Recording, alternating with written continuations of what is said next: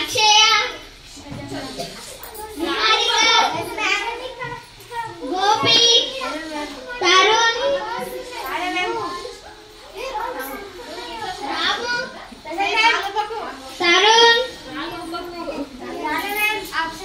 తరుణ్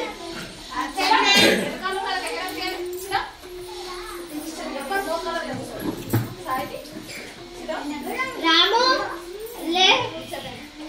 తరుణ్ ఎందుకు చాలా రోజులుగా రావడం లేదు స్కూల్ కి? తరుణ్ వాళ్ళ నాన్న 20 గొర్రెలు తెచ్చారు టీచర్. తరుణ్ వాళ్ళ నాన్న ఇద్దరు కలిసి మేకల కాడికి పొలంకి పోయారు టీచర్.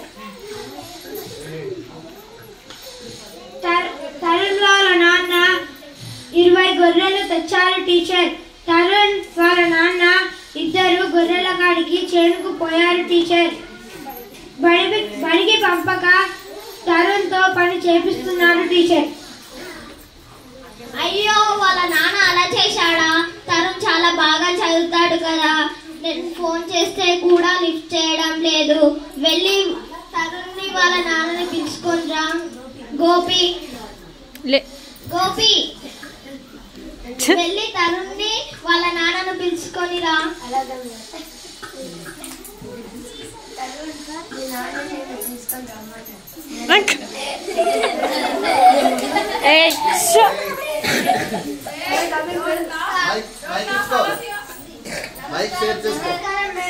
నమస్కారం చంద్రయ్య. నమస్కారం తరుణ్. బాగున్నారా? ఏమైంది? తరుణ్ని స్కూల్ కి పంపించడం లేదు? అవును ఎందుకో పిలిచారు టీచర్? అవును పిలిచాను. తరుణ్ ఎందుకు స్కూల్ కి పంపించడం లేదు?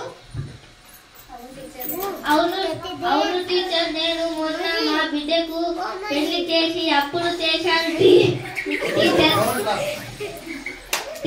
టీచర్. అందుకే 20 గొర్రెలు తెచ్చి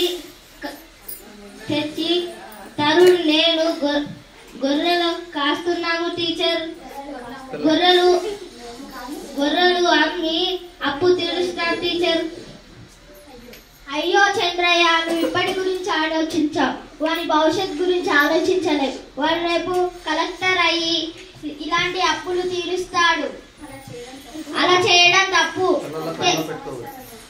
14 సంవత్సరాల లోపు పిల్లలని పని చేపిస్తున్నారని తెలిస్తే జైల్లో వేస్తారు చంద్రయ్య. అవునా టీచర్? నాకు ఈ విషయం తెలియదు.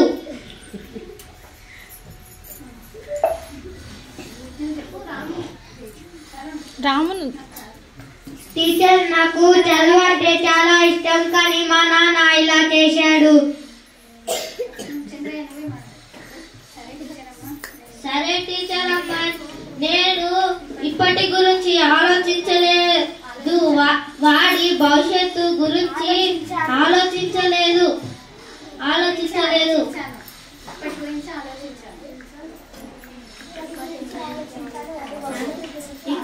ఇప్పటి గురించి ఆలోచించాను.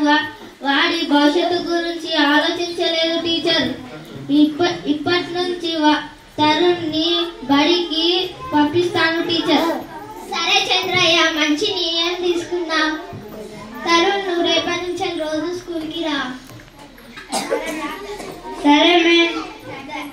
ధన్యవాదాలు.